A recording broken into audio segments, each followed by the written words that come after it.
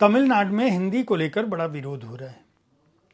वहाँ के मुख्यमंत्री का कहना है कि हिंदी उन पर थोपी जा रही है, जबकि नई शिक्षा नीति ऐसा नहीं करती है।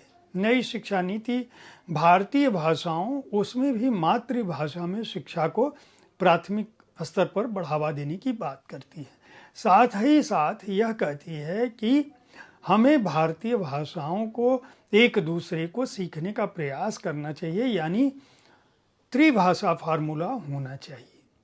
अब भारत का संविधान इस बारे में क्या कहता है? वह अपनी भाषा को लेकर समर्पित है, उसके अंदर इस बात का उल्लेख है या नहीं है, या यह 2014 के बाद या 2019 के बाद उठाई गई बात है। मैं इस पर स्पष्ट रूप से जो विचार हैं और भारत का संविधान क्या है, क्या कहता है, इसे अभी बताऊंगा। नमस्कार, आप देख रहे हैं साहित्य तक के बुक कैफे का एक दिन एक किताब कार्यक्रम, और मैं जिस पुस्तक के साथ उपस्थित हूँ उसका नाम है भारत का संविधान विद्यार्थियों हेतु। किशोर मकवाड़ा ने इस पुस्तक को लिखा है, जिसकी भूमिका अर्जुन राम मेघवाल ने लिखी है। केंद्रीय कानून मंत्री के तौर पर उन्होंने लिखा है। दरअसल भारत का संविधान 26 नवंबर 1949 को संपूर्ण हुआ था, और 26 नवंबर को इसीलिए संविधान दिवस मनाते हैं। 26 जनवरी को इसे 1950 को आत्मार्पित किया गया था, यानी स्वीकार किया गया था, इसलिए देश गणतंत्र दिवस मनाता है।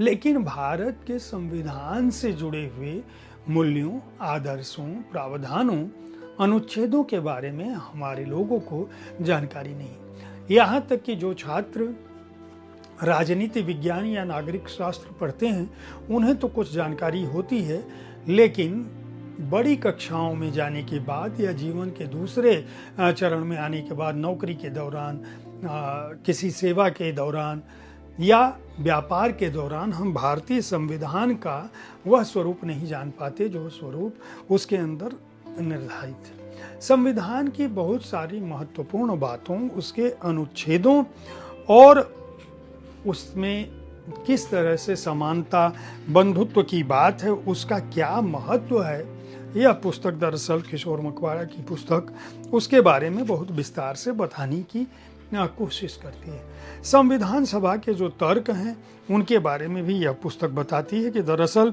जब इस संविधान को संविधान सभा ने, संविधान समिति ने 26 नवंबर को संविधान को संपूर्ण करके सौंपा था समिति को, तो उसके समापन भाषण में डॉक्टर राजेंद्र प्रसाद ने कहा था कि मैं इस कुर्सी पर बैठकर संविधान समिति के कार्य का हर दिन निरीक्षण करता आया हूं, और संविधान समिति के प्रारूप समिति के सदस्यों ने कितने उत्साह और हिम्मत और निष्ठा के साथ इस काम को किया, यह मुझसे अधिक किसी ने नहीं देखा होगा।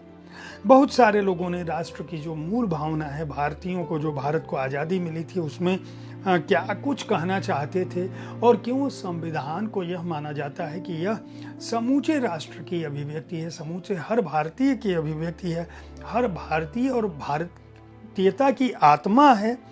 इसकी वजह क्या है? क्योंकि हम समाज में न्याय, स्वतंत्रता, समानता की बात करते हैं, बंधुत्व को प्रोत्साहित करने की बात करते हैं, भारतीय और भारतीय मेरा अपना, इसकी बात करते हैं। हम सभी भारत माँ की संतान हैं, इसलिए आपस में बंधु हैं, सहोदर हैं और खून का रिश्ता है। दरअसल बाबा साहब अम्बेडकर ने क्या कहा था, उनके वचनों को लेकर आजकल बहुत सारे विवाद होते हैं।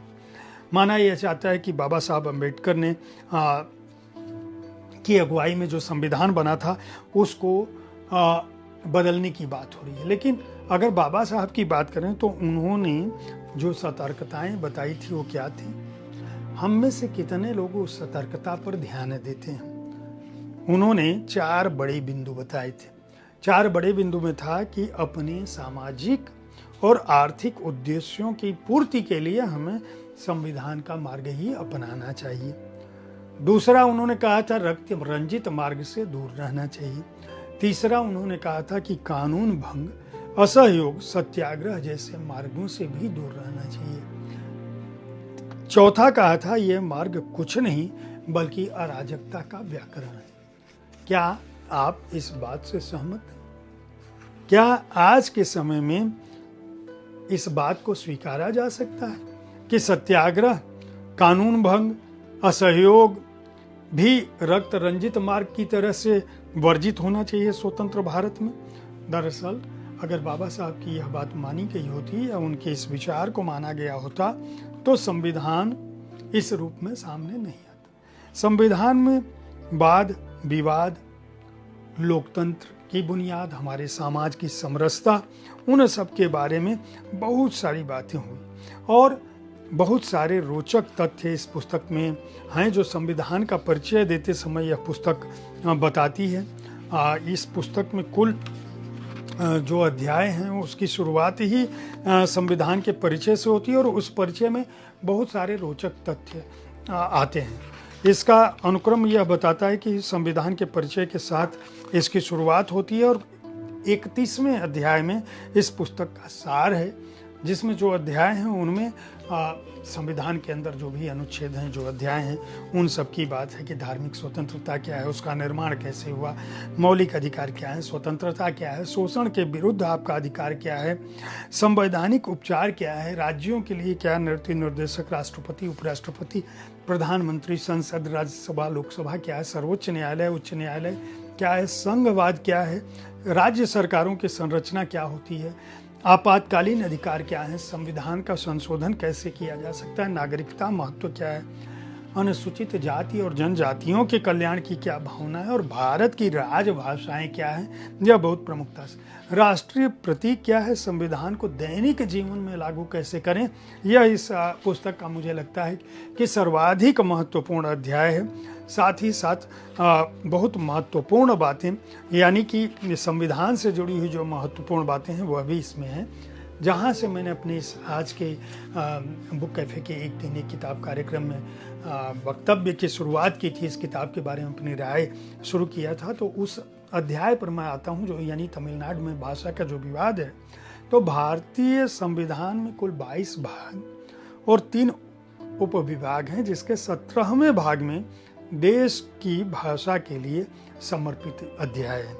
स्वभाषा के इर्द गिर्द स्व संस्कृति, स्वदेश, स्वराष्ट्र और सेवा की भावना है। महात्मा गांधी ने दरअसल इसी का उल्लेख किया था। यह संविधान क्यों महत्वपूर्ण है, यह जब आप भारत के मूल संविधान को, संविधान की जो मूल प्रति है उसको देखें, उसकी विभिन्न व्याख्याओं को पढ़ें और अगर आप छात्र हैं और सहज भाषा में, सरल भाषा में समझना चाहते हैं और छात्र नहीं भी हैं तब भी भारत के संविधान को उसकी मूल प्रति से इतर हिंदी में समझना चाहते हैं तो भारत का संविधान विद्यार्थियों हेतु जिस पुस्तक को किशोर मकवाड़ा ने लिखा है उसे खरीद कर पढ़ सकते हैं। देश के हर बच्चे को, हर नागरिक को भारत का संविधान अवश्य पढ़ना चाहिए, चाहे भारत के प्रधानमंत्री हों, चाहे भारत के नेता प्रतिपक्ष हों, सभी इस बात की बात कहते हैं कि संविधान जो है हमारा मौलिक ग्रंथ होना चाहिए। प्रधानमंत्री नरेंद्र मोदी का भी वक्तव्य है कि हमने संविधान दिवस इसलिए शुरू किया कि लोग भारत के संविधान को लेकर जागरूक हो सकें। प्रभात प्रकाशन ने इस पुस्तक को प्रकाशित किया है। इसका मूल्य 300 रुपये है। पृष्ठ संख्या है 168। उम्मीद है विविध विधाओं की पुस्तकों पर आधारित मेरा यह कार्यक्रम आपको पसंद आ रहा होगा। इस कार्यक्रम में मैं इसलिए अलग अलग पुस्तकों के साथ मुखातिब होता हूं कि आप अपनी पसंद की पुस्तक, जिस विधा की पुस्तकें पढ़ना चाहते हैं, आप उन्हें पढ़ सकें, खरीद सकें, उनकी जानकारी प्राप्त कर सकें। कल ठीक इसी समय ऐसी ही किसी एक कृति के साथ फिर मिलूंगा। देखते रहिए साहित्य तक। धन्यवाद।